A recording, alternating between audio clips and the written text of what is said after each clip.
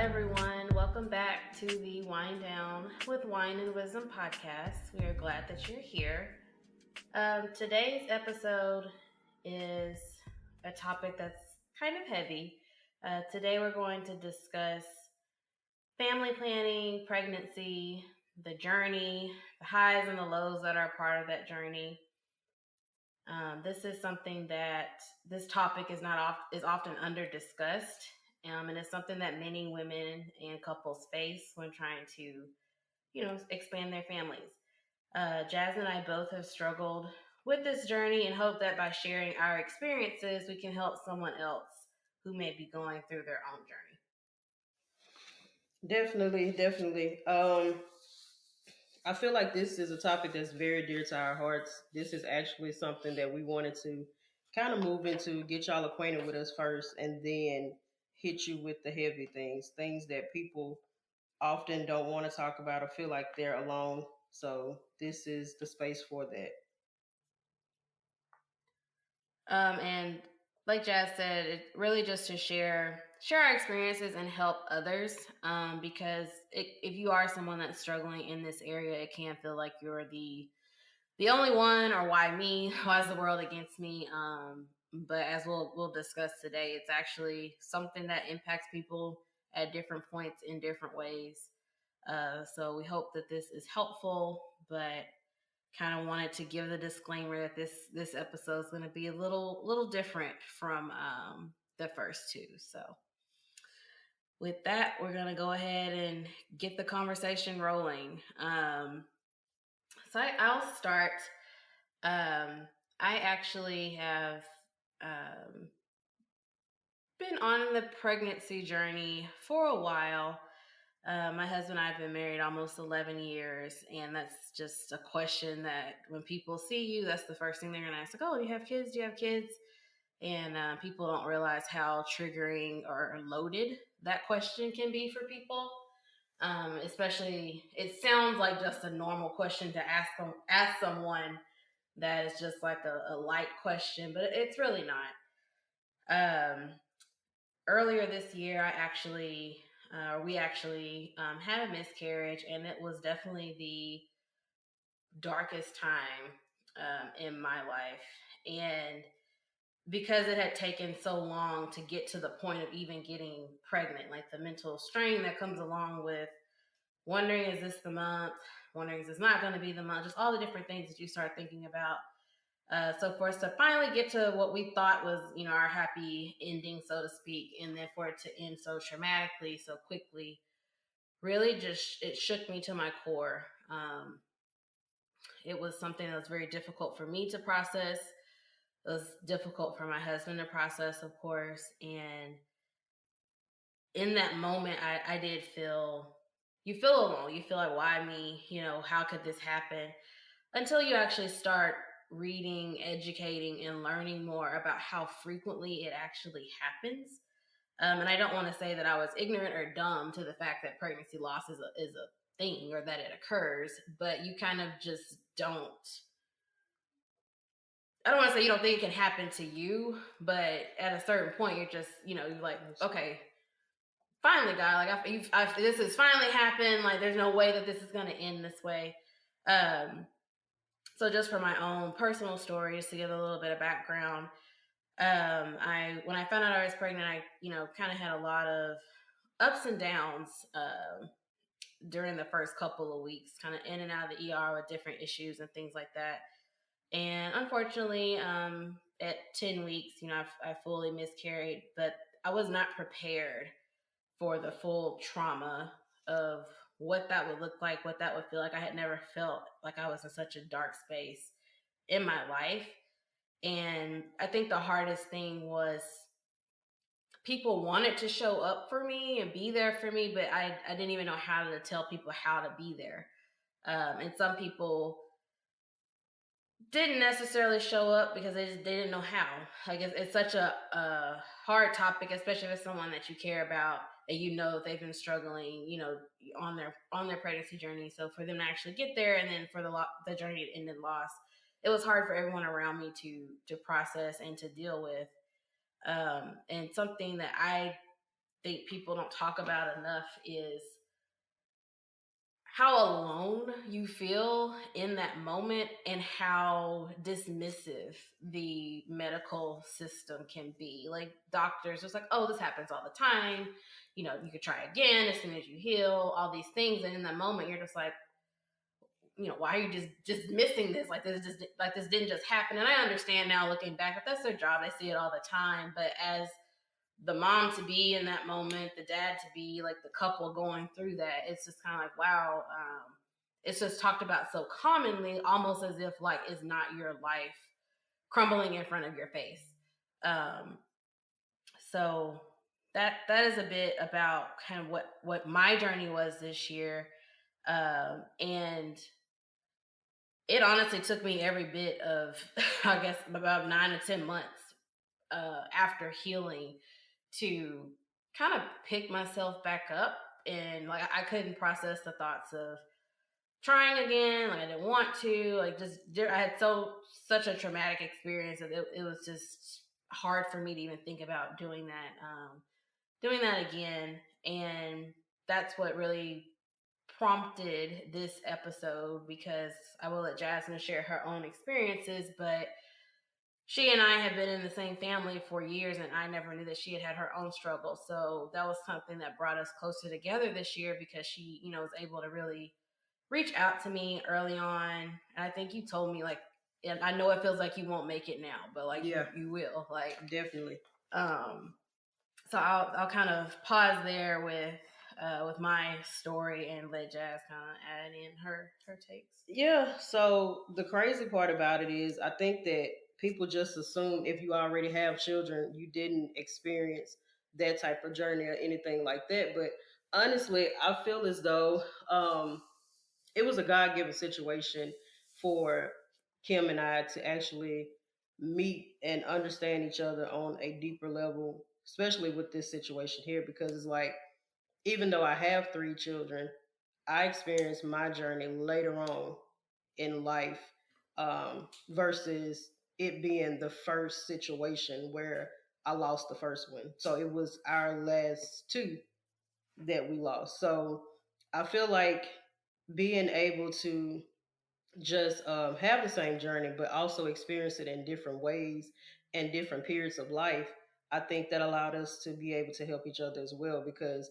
I feel like if we both would have experienced that in the same, situation where it's like that was my first child and I still didn't have any, versus Kim, this was her first child and she still wanted to have him. I don't think I would be able to be as much help to her.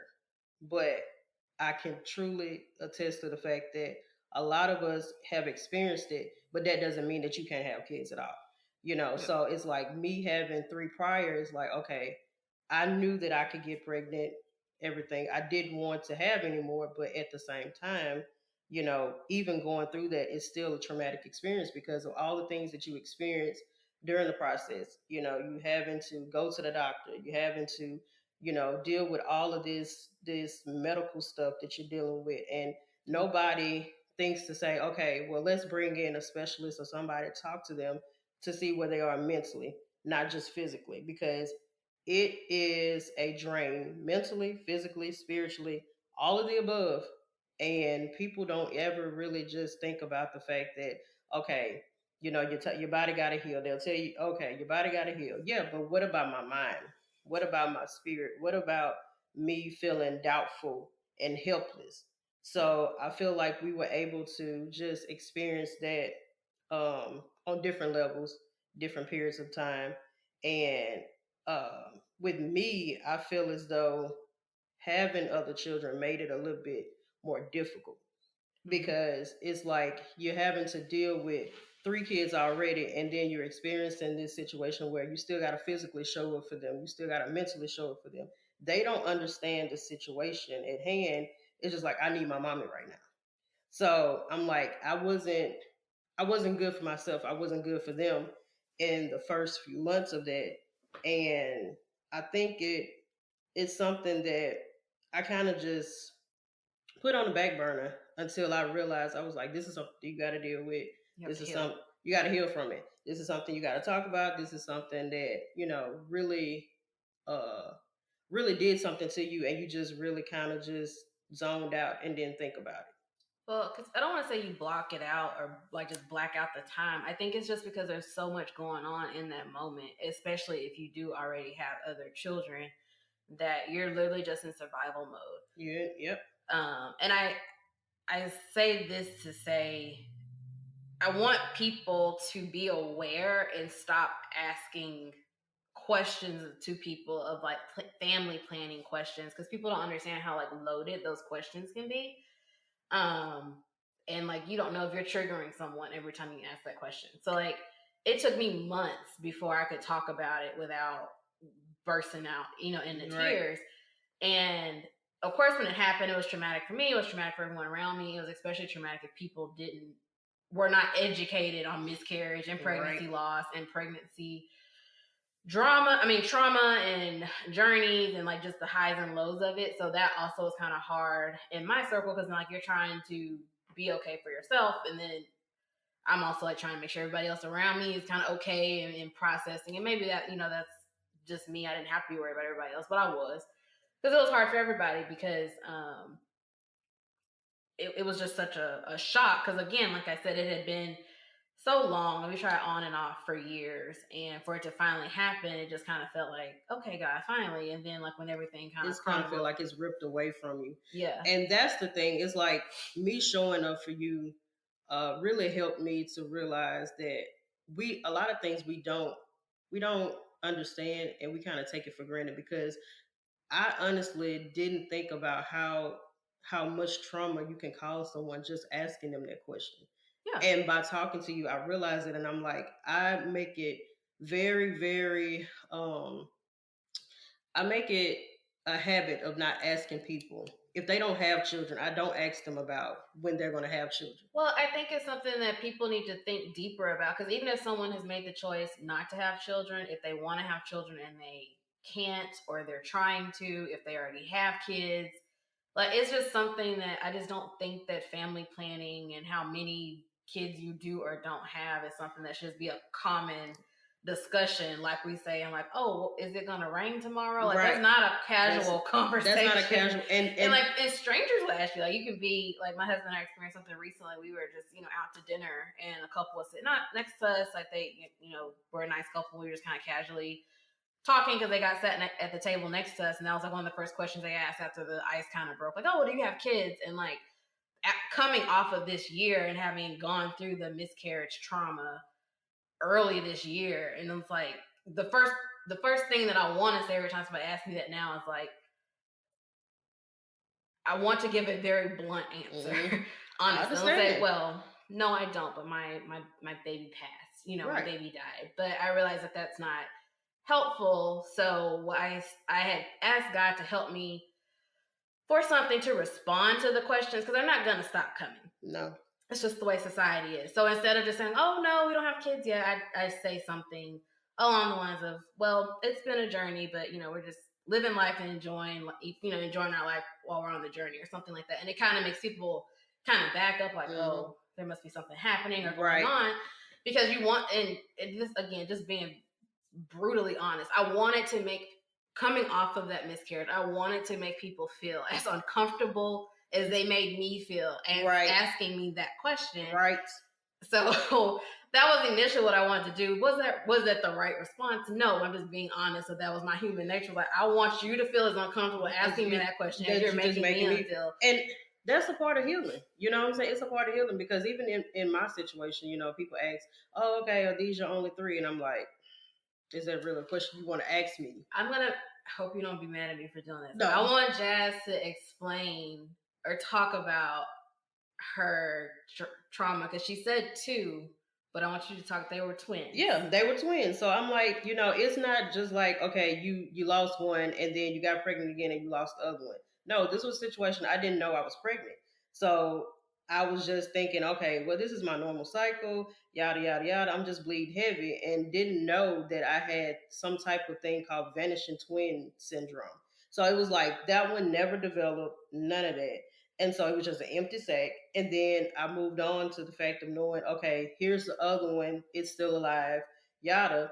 But at the same time, that one didn't make it. I was like, I don't know. I don't even know how far along it was, maybe 10, 11 weeks or so.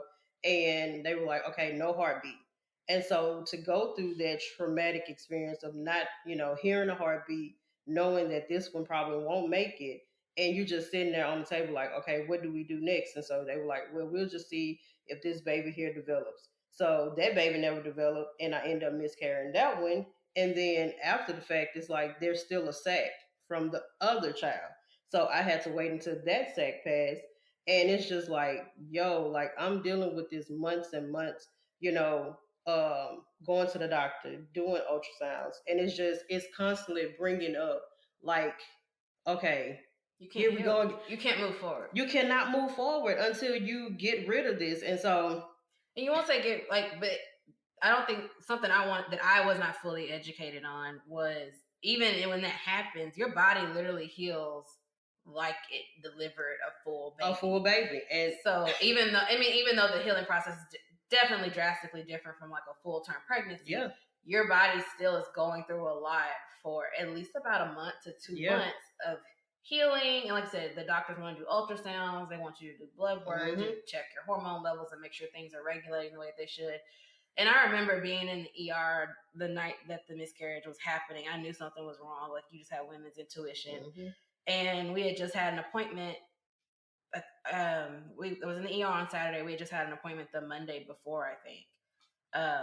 And everything was fine. There was a heartbeat.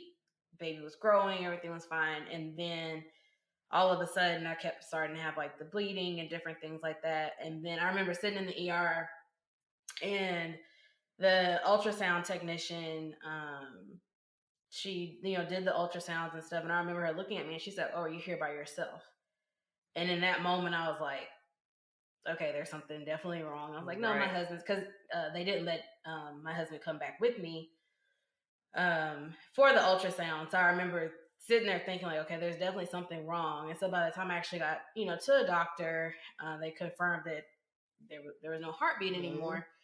And it's really hard to accept, because you like, how could that, like, it was just a heartbeat and then there wasn't. But then something that helped me with that was like, I mean, not to be brutal, but that's literally how death is. Like, people pass. That is true.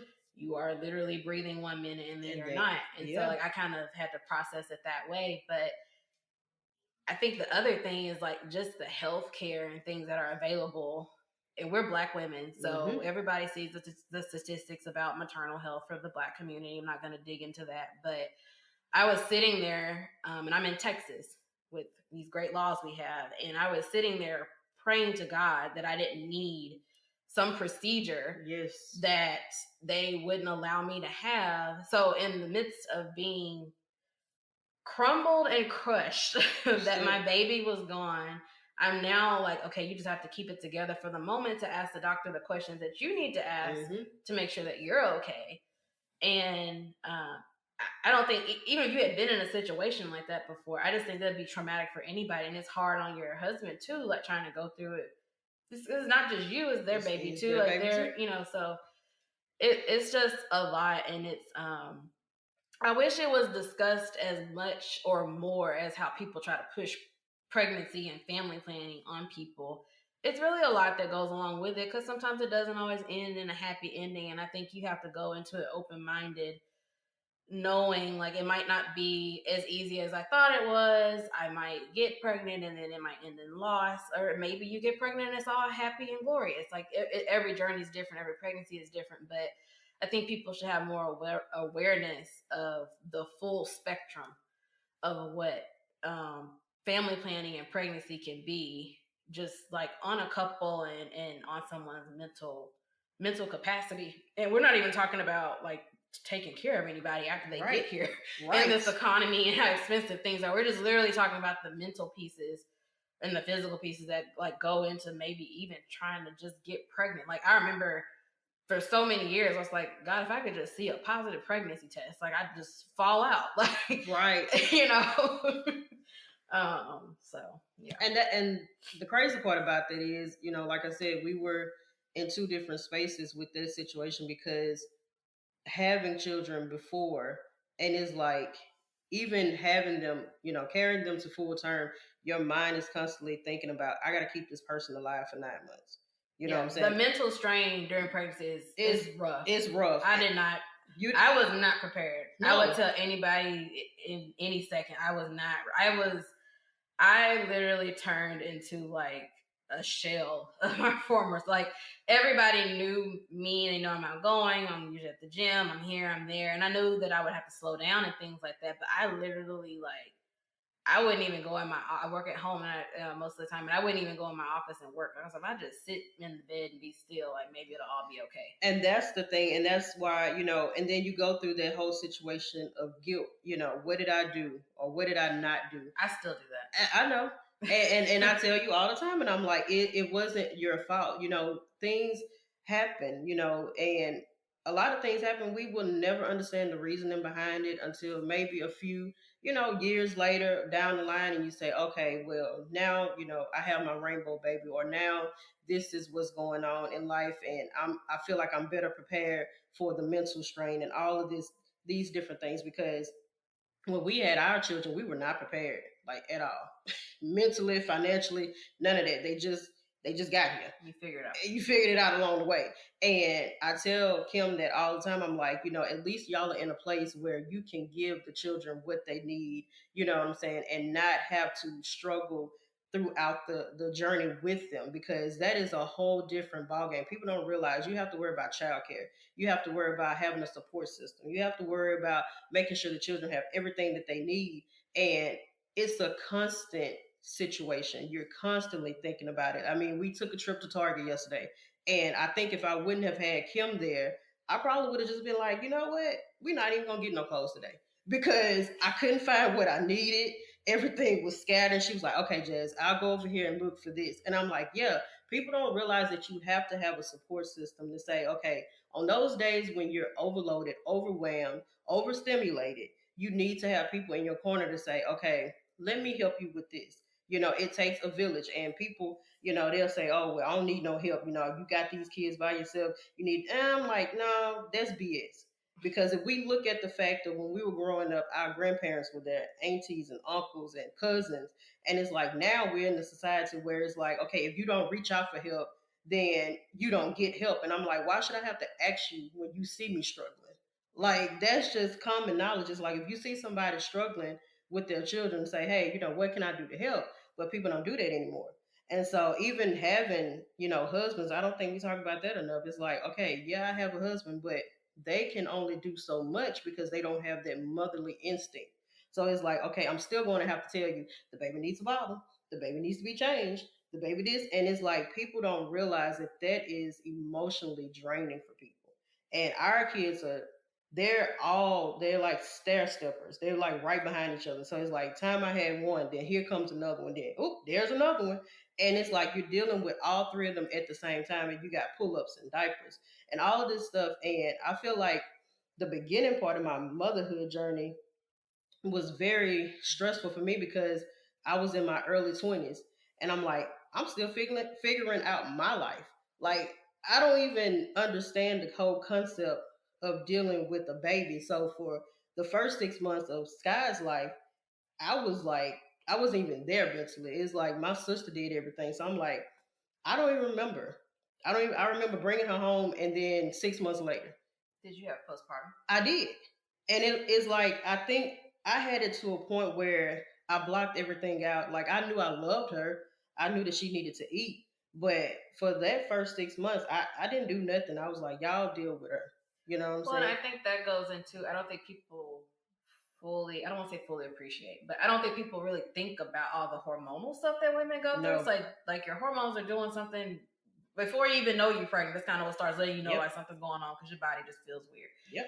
Then, of course, I know you got like the ups and downs, like while you're pregnant. Then after you deliver, now your body got to try to regulate itself in a whole different way. Mm-hmm. And then you throw in, if I'm going to nurse, if I'm going to pump, or whatever you choose to feed your baby. Like, all of that is emotional. And it's a strain on your husband too, because men want to help. They do. But in that situation, in any version of the situation, whether it's a loss, whether it's just getting through the pregnancy, whether it's delivery, now the baby's here, They don't know what to do. No. Even if they've been through it before, and men's natural nature is to fix. They want to fix it and make it okay. And especially going with like pregnancy loss, that's something that your husband, they can't fix it. They can't fix that. And that's like, maybe that's something we can talk about at some point on another episode. But I know for men, people tend to think about only the woman, but for men it's hard too, because they have to watch their wives go through whatever you're going through, watching you hooked up to whatever in the hospital, getting poked and prodded, and they become helpless at that point. And men, they don't know what to do. They don't know what to do. And then by them being protectors by nature, it's like, okay, well, I can't even protect her in this moment. So now I'm vulnerable. And I'm like, okay. And also dealing with their own emotions. Their own emotions, because for me, it was so weird because years later, my husband and I discussed it, and I didn't realize it bothered him. I was like, oh, well, I guess he's okay with it. But later on, I realized that he wasn't okay. I don't think you thought he was okay. I did, Kim. You did. You knew he was not okay, but you probably in the midst of it with already 3 kids. It was just too much to even talk about. I guess it was too much. And then it's just like, I mean, we know, that certain men, they deal with their emotions in a weird way. So it was like you kind of just move on with life. And then I guess finally he had some type of epiphany and was like, dang, this really did bother me, And so he finally expressed to me, how he felt about the situation and the fact that he misses them even though they didn't make it. You know what I'm saying? And that right there, that helped me to heal a lot more, because I had closure with the fact that I wasn't alone in the situation.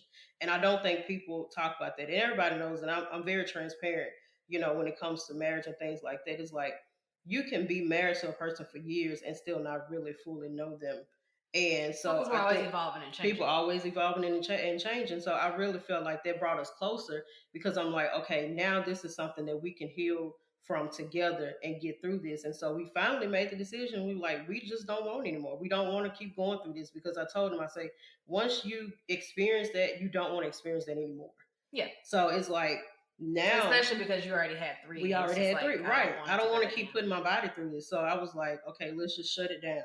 But nobody prepares us for the fact that if you do shut down the baby factory, that also deals with, your hormones and all these different things. So now they don't tell you about what it's going to cause in the future. They just say, okay, well, you're done having children. Are you sure? Sign your name on the dotted line. And they never provide you with the necessary tools and education to say, okay, this is what could possibly happen after this surgery, or this is how you can feel, after this. And so I still deal with mood swings and things like that. And the surgery was like 3 or 4 years ago. So I think that that's something that, this podcast is, we can't fix the problem, but we can bring up, the issue and talk about the awareness and educate people on what's really happening. Well, because I think that was the biggest thing for me. I had no idea how many people in my direct circle, whether it was a close friend, a friend's mom, a friend's grandma, or somebody there were so many people that after we kind of felt comfortable, well, we had not told a lot of people, but the people that did know, that would reach out and say, oh, I went through that, or my mom went through that, or whoever went through it. And, it's going to, because in that moment, you just don't feel like it's going to be okay ever. Right. So I was surprised by so many people, how many people had gone through that in my direct circle. And it kind of made me start to research, and I'm an information type person. I wanted to understand whatever I could understand. Not that I was looking for answers, because I knew there really wouldn't be an answer, because when that happens, the doctors don't do any work to try to see why it happened or anything like that. I think insurance doesn't really cover it unless this happened so many times or something like that. So you're just left with no answers. You're just like, okay, my body is healing like it should, but why did that happen? Is there something that I could do to prevent it from happening again? And unfortunately, you just don't get a lot of answers when it's your first pregnancy loss. Yeah. So hearing other people share their stories, and whether it was they shared their story and they already had a successful pregnancy following that, or, whatever their story was, it just helped to know, okay, I'm not alone. And I think that's why you see so many more women now sharing about pregnancy loss, like even in like celebrities and like Hollywood Mm-hmm. and stuff like that. People are just talking about it more because it really is. It's an unfortunate thing that happens, but people need to know that it happens, and when it does happen, or if it does happen to someone, it's not your fault. Like I just said a minute ago, I still struggle with replaying that month in my head of like what did I do, did I do this, but I mean I know my husband tells me all the time, everybody around says, okay, you did nothing. Like I literally wasn't moving. No. I didn't move, I didn't eat nothing I wasn't supposed to eat, I didn't breathe wrong.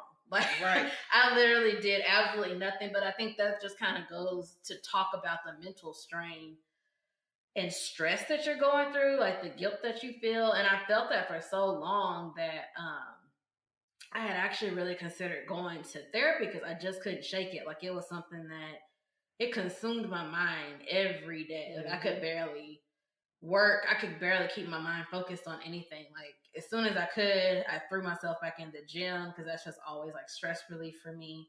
And I would try to kind of use that to kind of be the one time a day that like, my mind wasn't thinking about, well, why did it happen? What happened? What did I do? Like my mind was always racing. And kind of when I had gotten to my wits end, and I was researching therapists. I had asked a couple of friends for like, how do you? I wanted a black therapist, so I was like, how do you find a black therapist? Like different things like that. And I remember praying, and I was like, okay, God, I can't deal with this. Like, I can't carry it. I don't know why this happened to me. I went through periods where I was really mad at God because like I'm a Christian, so I didn't understand how could you? I mean, again, we're just being honest. Yeah, being honest. I mean, and that's the thing with me. It's like I say, even after having these three and then experiencing that situation, I still ask God, like, why did you even, allow me to get pregnant again, knowing that they wouldn't make it? Because I'm like, this is something that I didn't even ask for. I didn't want any more kids in the first place. And then to end up pregnant and then you start to bond with these children, you're like, dang, and then now it's just like, okay, they're gone. Now I got to heal from this. Now this is something that I just got to deal with. And so years later, now I realize I'm like, that was an experience I had to experience for not only myself but other people, because it was a way for Kim and I to actually connect. And I don't take it for granted at all, because it was something that we I tell people all the time, if you never experience, tragedy and trauma in life, you never know the true power of God. So I really feel like that was something that drew me closer to God, because I'm like, okay, this is something you have no natural strength. You have no natural. It is supernatural. This is something that can only come from Him to be able to get through that. And now I just feel like, okay, this is something that we can carry, with us and say, hey, if this is something you're experiencing, let's sit down and talk about it. Well, and I mean, the fact that you went through it, got through it, and now that we're both on the other side, if you know someone else that's going through it, or someone, you never know who's going to cross your path. And that was the same for me. I never knew who's going to cross their path. Right. And like, even, different people that my husband, works with, like, oh, that happened to me. Like, I'm so sorry. I'm here for you if you want to talk. But people kept telling me, don't let that keep you from trying again. Like, whenever you're ready, do it again. But just saying that to say, just like having support, and it doesn't even have to be people that you knew or somebody that you talking to all day or nothing like that. It was just like somebody just saying like, hey, that happened to me, you're gonna be okay. And it could be something as simple as that 2-second sentence, and you'd be like, oh, okay, I can push on another day. Exactly. And I feel like that is my main purpose in life, is every situation that I've gone through, marriage wise, children wise, career wise, entrepreneurship wise, I can say I had this experience. This is how I got through it. And I don't take it lightly, because you never know who your story is going to help. You never know who your story is going to help. And then even with this podcast, I feel like me pulling Kim in, it wasn't for us to talk about just this topic. It was for us to just talk about the fact that there are so many people in your life that you just kind of overlook and you never try to develop a relationship with, but those are your people. Like we have that quote, that's my person. Yeah. You know what I'm saying? And I think until you actually experience things and you talk to people about things, you never know who is your person or your people. So it's like, if you're just having casual conversations about, oh, the sky is blue today, then you'll never really know people on a deeper level. Well, and I think that's what's great about this podcast, because we want it to be thought provoking, Very to thoughtful. talk about topics that are near and dear to us, things that we've gone through in our life, but you never know who that will reach and who that will touch. So I'm thankful for the platform, because I thank you for pulling me in, because I had wanted to share my story to help, like I said, to help someone else, because like, I know just how important that was to me, but I didn't know exactly how to do it. I didn't really want it to be just a social media post or whatever. So I'm thankful for the platform. Definitely. And just kind of before we transition a bit, I will say the main thing that I can say is, if you are someone that's struggling with your pregnancy journey, loss, if you had a successful pregnancy and you're struggling postpartum with motherhood, what have you, just find support. If that support is people that are already around you, if that's a Facebook group, if that's therapy, whatever that looks like for you, I just encourage people to find support, because life is hard. It can be very tough. And we don't ask for things that are thrown at us. Even if you thought you were ready for something and you're like, okay, this is worse than I thought it was going to be, or harder than I thought it was going to be, that doesn't mean that you're a failure. That just means that you may need different support in a different way. So that was one thing that I wanted to add in there. Yeah, that's very important. I mean, finding the resources, because that's another thing. That's the reason why we created this podcast as well, because we won't just be a talk show. We will actually be something resourceful. You know, things that we find out that can help other people, we're willing to share it. We have this thing called, where people are always gatekeeping. And I never wanted to be guilty of gatekeeping. It's like, if I can find something that's gonna help my people, I want to be able to do that. You know what I'm saying? And I think that this podcast is going to be the introduction to a lot of things that we're planning on doing in the future. Just to be able to build women, to build strong Black women, strong, beautiful Black girls, different things like that, entrepreneurship, all of that type of stuff. We want to be able to be resourceful in that manner. And I will say, if you do find yourself on the unfortunate end of pregnancy loss, take time to heal. I remember I felt like the world had moved on without me, so to speak, because my body was still healing. So I couldn't even start to heal mentally at the same time as everyone else, because, I mean, your body's still doing stuff, going through stuff. So you're like a month to 2 months behind everybody else. Yeah. So while you're healing, after you kind of get past the point of wherever you end up, if that's where I need to be in therapy, I need to do this, or I feel like I'm finally ready to push forward. I would say, wherever you are in a pregnancy journey or a family planning journey, don't let it consume you. That was something that I really worked hard on, because you think that's the one thing that you're supposed to be doing. Everybody keeps asking you, everybody keeps pushing you. People are pushing you to expand your family. People, what are you waiting on to have kids? What is this? What is, all these different questions. It put me in the mindset that was all I would like. I was obsessed with it. Like, I would be constantly thinking about it. And it's very, very stressful when it's not happening the way that you thought it was going to happen. And people are still in your ear poking at you. So I would say, don't let it consume you. I know it is hard, but don't miss good experiences along the way. So, like, something people know my husband and I do, we like to travel. So we take advantage of our travel free time right now. Exactly. With our double income, no kids. Yeah. And we live our lives. We spend a lot of time together. We genuinely enjoy each other's company and finding new activities to do, or new places to travel, or just new things to do together, or even just spending time together watching a movie. We decided not to let our loss and our struggles make it where it turned us against each other, or made it where we couldn't even enjoy our marriage. Because at the end of the day, life in marriage is more than just having kids. It is. I'm not trying to discredit that at all. No.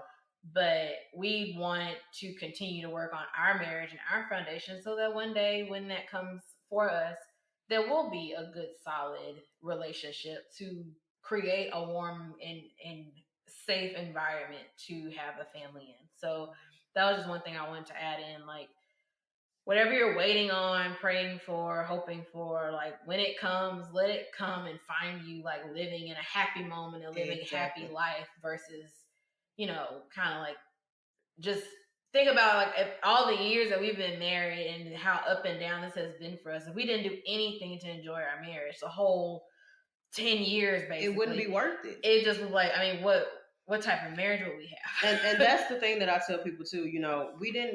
Glenn and I didn't get a chance to really experience the marriage life because we got married while I was pregnant with the second child. And I don't think that people talk about that enough because it's like when you have children and your foundation is not the way that it needs to be to start a family, then it's kind of like it puts you in a rush mode. Like you just have to figure out, okay, Survival mode you all the got to you time. got to survive. You got to survive. And so, I think it helped us because now I feel like, well, dang, if we didn't, if we weren't pushed to grow up, then we probably wouldn't, know how to survive and how to have businesses and different things like that. I feel like it motivated us because we would have gotten comfortable. And I applaud y'all all the time, you and Nick, because I'm like, y'all have y'all careers, and I tell y'all to enjoy the space that you're in, enjoy each other, because when you do have children, it changes, and you and have I think it's healthy to acknowledge, like, yes, it changes, not Yeah. not in a bad way. No. It's just that it changes and it's different. So even though we're on that journey, we're going to enjoy the space that we're in now on the way to that journey, because one day we won't be able to just do pick all up the and things that travel. we're doing now. I mean, you could do it, but it just takes a lot more effort to plan and coordinate. A lot of more preparation. And I tell people that too, is like, with us, we do pick up and just go when we feel like it, but at the same time, you got to pack 5 bags instead of two. You know what I'm saying? So it's like you have to take those things into consideration. It's like, yeah, now our marriage is where, we understand each other, we're moving forward and we're doing things, but we still have to carve out that time to say, okay, children, go over here so that mom and daddy can spend time together. So it's like that.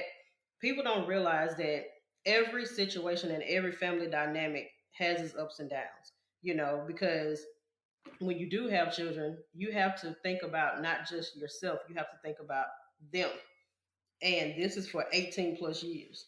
So, you have to be mentally prepared and emotionally prepared for those type of situations when you do decide to bring a child, because you have so many deadbeat parents out there that have children.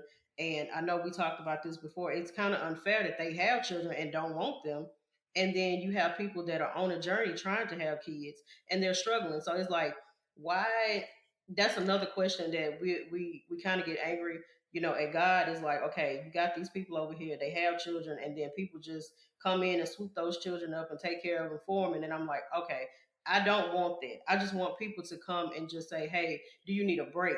Or hey, do y'all need something for the children sometime? And it's like people don't even think about that. It's like you're so caught up in, oh, y'all got 3 kids and y'all you done having them now, and I'm like, they don't understand. There's comments if you have no kids. Then you have one kid, it's like, oh, when are you gonna have another one? Exactly. Then you get to 2 kids, like, oh, you should stop. Right. Then you get to 3 kids, oh, you got too many now. And like, so that's like, it just goes back to society just needs to stop. Exactly. Don't talk about anybody's family planning, whether it's 1 kid, no kids, whatever it is. Exactly. Just shut up. You don't know people. You don't know how people are feeling personally, because it's like that's a personal choice when you and it's only between the people creating the life. Exactly. And I tell people that all the time now.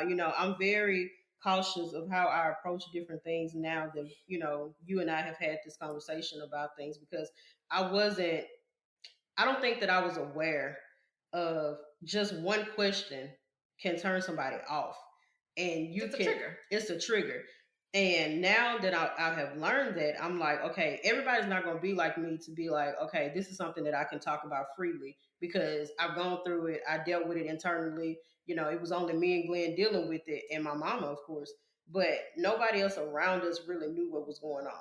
Yeah. Family or nobody. So it was like, I just shut myself in and just dealt with it. And so now, well, and I think that's because you don't even know how to. If someone did want to help you, you don't even know what to tell them. You don't know what you can't even think. You cannot think straight. And I remember having a church member. She just came. She drove up and she was like, "Hey, come outside." And I remember just laying on her chest and just bawling.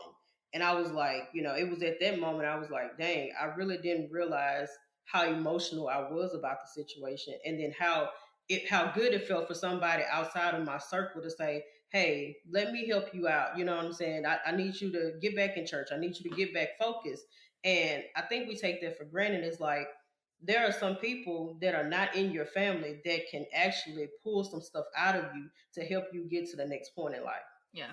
And I will say, like, going through this journey this year, it taught me a lot about myself. I definitely am a different person on the other side of the journey. Like, things that I used to accept or say or do, like, it's just I'm a whole different person. Yep. So with a very lower tolerance. Mm-hmm. So, and that's not necessarily bad, because sometimes in life you need boundaries, especially like planning for motherhood and things like that. You need your boundaries and things like that. But we're gonna start wrapping up, and what we want to leave you guys with today, we're not sharing this for sympathy or likes or comments. We're really sharing this to educate and hopefully help someone. And maybe if I can reach one person that normally asks people all the time what their family planning goals are, and this makes you think and provokes you to think differently, then I feel like I have succeeded. We have succeeded. Definitely. Definitely. Go ahead. And I will say, for anyone that is struggling, when you become okay, you feel like you want to talk about it, there is no right or wrong time. However long it takes you to feel like you want to talk about it, that's fine. But when you do feel comfortable, share your story. The more that people talk about this, the more that people let people know, like, you're not the only one. There's nothing wrong with you. This happens to hundreds of thousands of probably millions of people all the time. I think the better that we as a people could be, like, just in society, if people are just more aware and educated on the topics, and educate yourself. It's important to not necessarily educate yourself on like the overall pregnancy and loss and what have you. I'm just saying overall, but just think twice before you say stuff to people. Think twice before you assume different things. And if you are someone that's struggling, find support. You can ask your doctors for support. There's all types of trauma therapy that's focused specifically on pregnancy loss, miscarriages, family planning, what have you. There are a lot of support options out there now that I am thankful that exist now, because they probably didn't exist as abundantly as they do now, and people need it. So, yeah, I feel like this was good. This was definitely good. I feel like this is something that a lot of women will be able to, kind of just be able to understand that life within itself is hard, but motherhood is hard. Motherhood is hard. Getting to the journey of motherhood, going through the journey of pregnancy, getting to the full delivery, and then now your baby's here, and now I have to raise you. So exactly, it is a journey. It is not something to be taken lightly wherever you are at in the journey. And I hope that that's what the audience is left with today. Yeah. All right, guys. Thank you for tuning in. Until next time. Bye. Bye.